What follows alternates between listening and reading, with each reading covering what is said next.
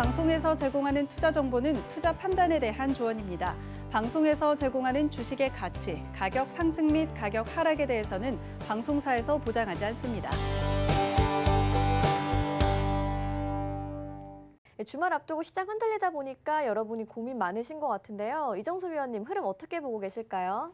자, 시장이 이게 쾅쾅 빠지는 그런 폭락세는 나오진 않을 거예요. 근데 이렇게 한 번씩 두 번씩 이렇게 물려 들어가다 보면 다음 주에서 어떻게 될지를 아무도 모르니까 다음 주에서 만약에 시장이 바닥을 치고 움직인다 그러면 그때에서부터 여러분들이 갖고 있는 현금으로 다시 재접근을 하면 됩니다. 근데 만약에 빠져버리게 되면 대응이라는 게 없어요. 그냥 가만히 냅두고 수수방관하는 방법밖에 없거든요. 그래서 지수가 3천이 깨지기 전에 어제도 마찬가지고 오늘도 마찬가지고 현금화 대응은 어느 정도 20-30% 정도는 해주라라는 말씀을 좀 드렸던 건데, 자, 일단은 한번 시장 흐름을 보면서 말씀을 좀 드리면, 그러니까 얘네들이 참 영악하다고 해야 되나? 그러니까 딱 지금 개인들이 물리기 좋게 만들었어요. 제가 이제 가끔가다 이런 표현을 쓰는데 여러분 초등학교 때 보면은 그 개구리를 비커에다 넣죠. 그리고 나서 이게 물을 알콜라인프로, 지금은 이제 그 잔인하다고 안 하는 것 같더라고요. 그게 이제 비커에 놓고 이렇게 끓이잖아요. 그러면은 이거를 갑자기 뜨거우면 얘네들이 도망갑니다. 그런데 이게 서서히 끓이면은 얘네들이 도망가질 않아요. 마찬가지, 지금 시장을 폭락시키면 여러분들이 도망가기 때문에 약간 좀 그런 느낌이 있어요.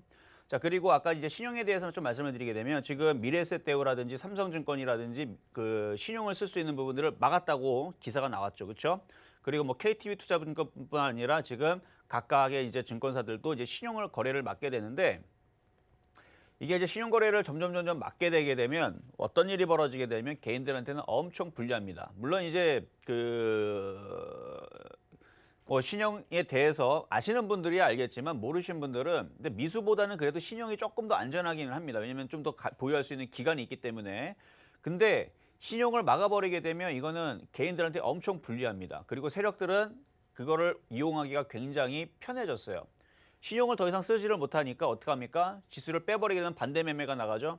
과거에서는 반대 매매가 나가게 되면 어쨌든 간에 그거를 신용이 안 나가도록 채워 넣는다라든지 아니면은 빠져버리게 되면 이제 반대 매매가 나가더라도 다시 신용을 다시 써서, 그러니까 깨진 상태에서 신용을 다시 써서 다시 들어가면 그래도 어느 정도 금액을 메울 수 있는 기회는 생겨요. 가령 1억 기준으로 신용을 쓰면 2억을 살 수가 있어요. 근데 2억 기준으로 한 10% 깨지면 2천만 원 깨지죠. 그러면은 1억에 2천만 원 깨가 8천만 원이 되죠. 그럼 8천만 원도 신용을 쓰면 1억 6천에 사집니다. 그러면은 원래 2억을 샀던 부분이었는데 지금 1억 6천밖에 사질 못하니까 분명히 이것도 불리하긴 합니다. 근데 이제는 1억에서 1억의 현금을 가지고 신용을 써서 2억을 샀던 사람들이 이게 이제 반대 매매가 나가게 되면 2천만 원이 사라지게 되면 이제 8천만 원에서 그대로 신용을 쓰지 못하고 8천만 원을 이제 복구해야 되는 게임으로 들어가는 거예요. 그러면 8천만 원으로 주식을 하면 어떻게 돼요? 2천만 원을 복구하려면 엄청나게 고생을 하죠. 25% 정도의 수익이 나와야지만 복구가 되는 겁니다. 근데 1억 6천으로 만약에 8천만 원으로 신용을 써가지고 1억 6천으로 장이 들어올 때 복구를 하게 되면 2천만 원의 복구는 대략 10 몇 프로 정도면 15% 정도면 그게 복구가 되거든요.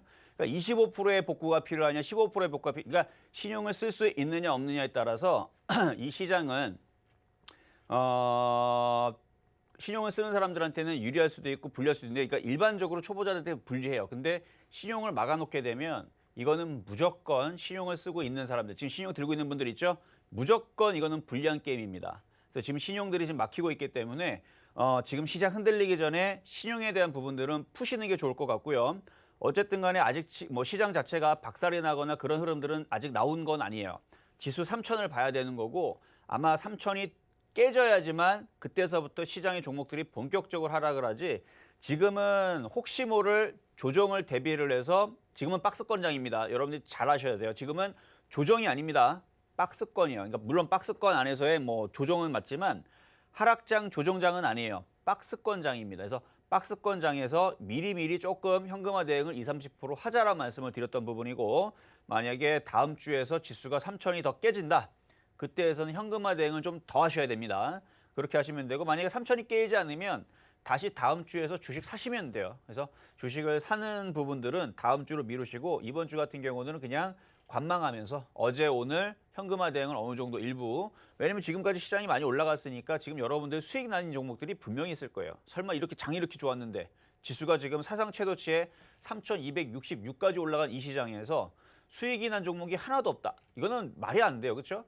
지금 뭐 여기저기 포털 사이트 보게 되면 개인 투자자들 수익 많이 났다라고 인증들 많이 하는데 여러분들 분명히 수익 난 종목들도 있을 거고 뭐 깨져 있는 종목들도 있겠지만 분명히 수익 난 종목이 있을 겁니다. 그런 것들만 잘 현금화 하더라도 20-30%의 현금화 정도는 얼마든지 제가 볼 때는 할 수가 있는데 그 욕심 때문에 아마 못 하시지 않을까 싶은데요. 어쨌든 다음 주에 지수 3,000이 깨지나 안 깨지나 한번 잘 살펴보면 될 것 같고요. 오늘은 그냥 관망이다라는 말씀 드립니다.